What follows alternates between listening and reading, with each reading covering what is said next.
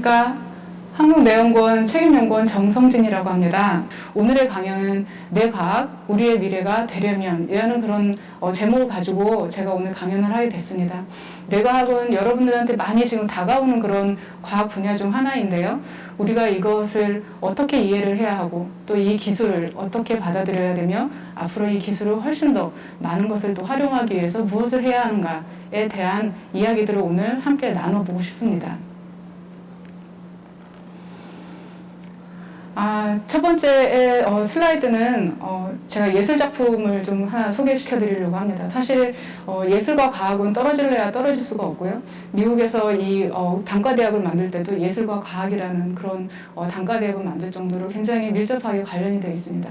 제가 생각하기에 이러한 그런 관련성은 아마 이 작품에서 제가 조금 알아볼 수 있을 것 같은데요. 이 작품은 로댕의 생각하는 사람이 들어있는 이 커다란 그 조각품입니다. 여기서 그 로댕이 생각하는 사람은 이 부분에 들어있는데요. 실제로 이 작품은 단테의 신곡에서 그 지옥편에서 영감을 얻어서 로댕이 만드는 그런 작품입니다. 근데 이 작품에서는 지옥에서 굉장히 어려움, 고통을 겪고 있는 사람들을 지금 이 한 사람이 내려다보면서 생각하고 있는 것을 말을 하는데요. 실제로 이 작품은 생각하는 사람이지만 제가 이 작품을 만약에 이름을 붙인다면 고통을 공감하는 사람으로 그렇게 얘기를 하고 싶습니다. 이 사람의 그런 자세를 보게 되면 고통을 느끼는 것을 함께 공감을 하면서 굉장히 그 근육이 경직되어 있는 그런 모습들을 보고 자세가 굉장히 우리와 정상적이지 않은 그런 모습을 보여주고 있습니다. 이것은 인간이 어떤 타인에 있어서의 그 고통을 보았을 때 그 고통에 대한 행동을 보고서 공감을 갖고 있는 그런 능력을 갖고 있는데요. 실제로 이런 실험들이 인간에 있어서만 있는 것이 아니라 동물에서도 있다는 것이 최근에 밝혀졌습니다. 그래서 쥐에 대한 그런 공감, 고통의 능력들 같은 것들을 같이 지금 연구가 되어 있는데 여기에 가장 중요한 데가 전두엽 피질이라는 곳에서 이러한 그 고통을 같이 공감하는 능력이 있다고 합니다. 근데 이와 같이 생각이라는 것이 실제로는 굉장히 추상적이고 철학적인 그런 단어이지만 요즘 많은 사람들이 생각하기에 이런 생각, 마음 이런 것들은 결국 뇌에서 오지 않겠나라는 그런 생각을 많이 하게 되죠. 그래서 뇌에 대한 그런 연구에 기술이 진보할수록 생각이라는 것, 마음이라는 것에 대한 단어를 훨씬 더 설명하기가 좋아지는 것 같습니다. 여전히 그것은 어려운 일이지만 그러면 이 뇌과학에서 어떤 기술이 활용이 되고 또 쓰이게 되고 현재 어떤 기술 정도가 있는지 또 이런 것으로 인해서 파생되는 여러 가지 문제점들이 있는데 그것을 오늘 좀 같이 고민해 보고자 하는 것입니다. 앞서서 말씀드렸던 그런 생각이라는 것 자체는 그 존재에 대한 의미인데요. 철학자 데카르트가 나는 생각한다, 고로 존재한다 라는 그런 말을 했죠. 많이 아시겠지만.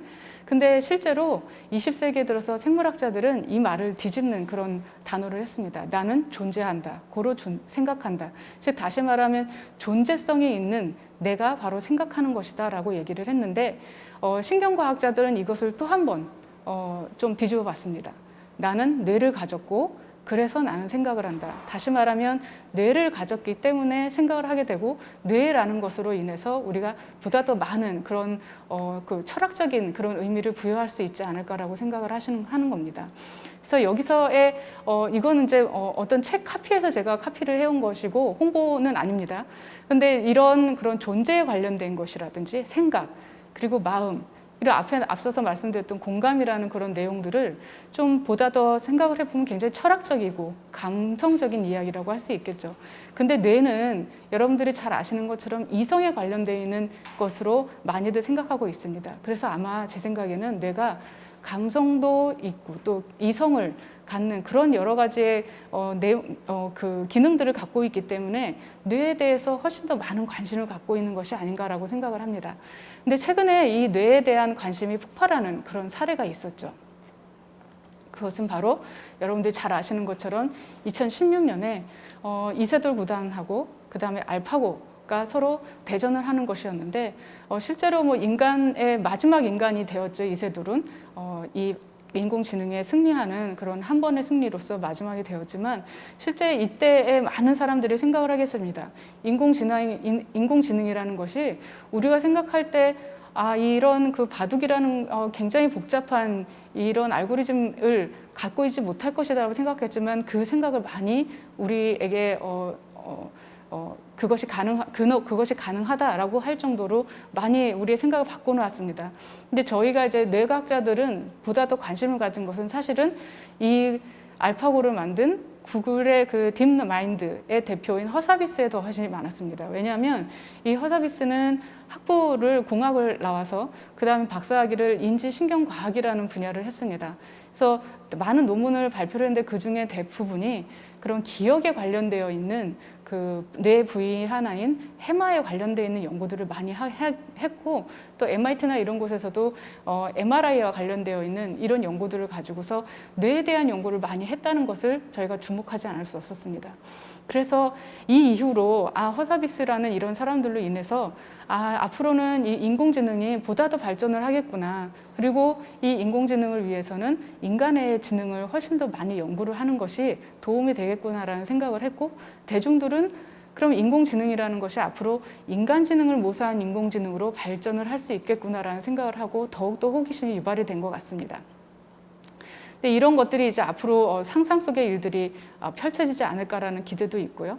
그런데 더 흥미로운 사실은 저희 과학자들은 기본적으로 기초의 과학을 하게 되고 그 과학에 대한 원리와 뭐 기전 이런 것들을 연구를 하게 되는데 굉장히 혁신적으로 앨런 머스크라고 하는 사람이 나타나서 이건 두뇌에 관련되어 있는 여러 가지 칩을 한번 만들어 보겠다라는 그런 주장을 하게 됐습니다. 실제로 올해도 뭐 우주 여행에 관련되어 있는 것으로 사람들을 많이 놀라게 했는데요. 앨런 머스크가 갖고 있는 여러 가지 프로젝트 중에서 하나가 뇌에 대한 프로젝트인데 그 두뇌 칩, 그러니까 브레인 칩이라고 하는 것으로 뇌에 칩을 심으면 뭐 우리나라에 있는 많은 학부모님들이 좋아하시겠지만 수학을 잘한다든지 영어를 배우지 않아도 외국어를 잘한다든지 이런 그 두뇌 칩을 만드는 것을 목표로 하고 있다는 점입니다. 이 두뇌 칩이라는 것은 결국엔 뇌에 대해서 그 활성을 잘 받아서 그것을 디코딩해서 또 여러 가지의 그 기계라든지 이런 것에 이 활용을 할 수 있는 BMI 기술의 아주 근간이 되는데요. 이 기술은 좀 이따 제가 다 말씀을 드리겠지만 이런 칩들을 만드는 것이 굉장히 꿈 같고 상상에만 있었던 일이었던 것 같습니다. 그전에는. 그래서 제가 아는 그런 뇌공학자가 하시는 말씀이 그전에 사실 이런 일들을 상상을 하고 본인들이 일을 해도 이것이 현실이 가능할까라고 굉장히 자신이 없었다고 얘기를 해요.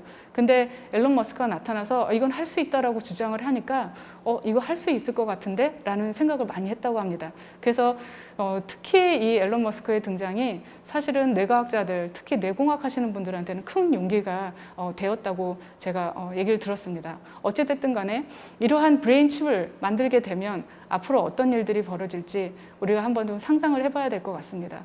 또한 이런 것들이 현실적으로 이 앨런 머스크가 올해 안에 한번 이식을 해보겠다라는 그런 주장이 있어서 훨씬 더 그 현실적으로 다가오는 것 같습니다. 또 다른 뇌과학에 있어서의 또 다른 새로운 도전을 하는 사람이 한 분이 또 있죠.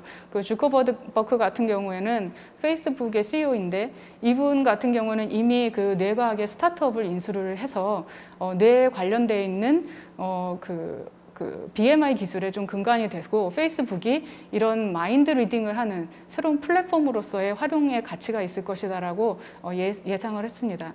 실제로 이 주커버그 같은 경우에는 몇 년 전에 뒤에서 다시 설명을 드리겠지만 그런 뇌의 아주 미세적인 그런 구조를 밝혀내는 그런 기술인 전자현미경 가지고 하는 그런 뇌에 대한 여러 가지 데이터들을 많이 수집을 해서 그걸 가지고 분석을 해서 뇌에 대한 그런 구조들을 훨씬 더 공격적으로 연구를 하는 그런 프로젝트를 가졌다고 하더라고요.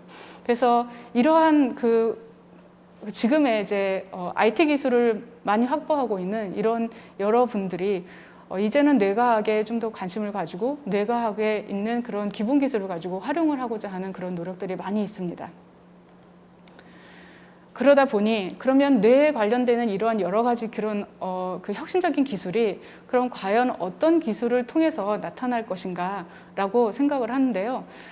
그 기술은 저희 뇌과학자들의 입장에서 보게 되면은 신경세포의 연결성이라든지 뇌 부위의 연결성을 연구하는 그 연결지도, 즉 커넥톰이라는 것에 관심을 갖게 되었습니다. 이런 기술이 아주 기초되는 그런 기술이고, 이런 기술들을 통해서 향후에 더 훨씬 더 그 혁신적인 기술을 만들어내는데 아마 근간이 될 것이라고 생각을 하는데요. 여기에 대한 그런 기본적인 컨셉, 그리고 기본적인 기술에 대해서, 현재 기술에 대해서 좀 더 소개하고자 합니다. 자, 대뇌 피질이라고 하는 것에 대해서 먼저 좀 말씀을 드리고자 하는데요. 뇌는 많이 생물학에서도 배우셨겠지만은 대뇌나 소뇌, 중뇌, 연수 이런 식으로 지금 뇌가 좀 구성이 되어 있습니다. 그 중에 인간의 가장 그 상위의 그런 여러 가지의 판단을 하거나 그런 기능을 하는 것에 가장 대표적인 것이 대뇌라고 할 수 있고요. 대뇌는 층으로 보면은 6개의 층으로 구성이 되어 있고, 그 표면을 우리가 나누자면 한 크게 4개로 나눌 수가 있습니다. 보시는 것처럼 전두엽, 두정엽, 측두엽, 후두엽으로 나눠져 있는데요. 전두엽 같은 경우에 광범위하게 존재를 하고 있고, 이 부위는 기억, 사고, 계획, 동기, 이성적인 통제를 하는 그런 뇌 부위로 알려져 있습니다. 그 두정엽은 운동 영역과 감각 영역으로 구성이 되어 있는데, 여기는 공간 인식, 체감각 정보, 그리고 감각을 통합하는 그런 통합적인 그런 기능을 하는 곳으로 알려져 있습니다. 측두엽은 많이 아시는 것처럼 언어라든지 청각, 후각, 미각, 감각에 관련되어 있는 여러 것들을 실제적으로 하는 그런 기능들을 갖고 있는 것이 측두엽이고, 후두정엽은 우리가 눈에서 시각을 영상을 보게 되면 그 시각을 가지고 정보 처리를 하는 것이 이 후두엽입니다. 그래서 이런 4가지의 그런 큰 그 그룹 그 뇌의 부위로 나눠져 있기는 하는데요. 실제로 이런 뇌들은 아주 더 세분화하게 연결이 되어 있고 더 유기적으로 지금 기능을 하고 있습니다.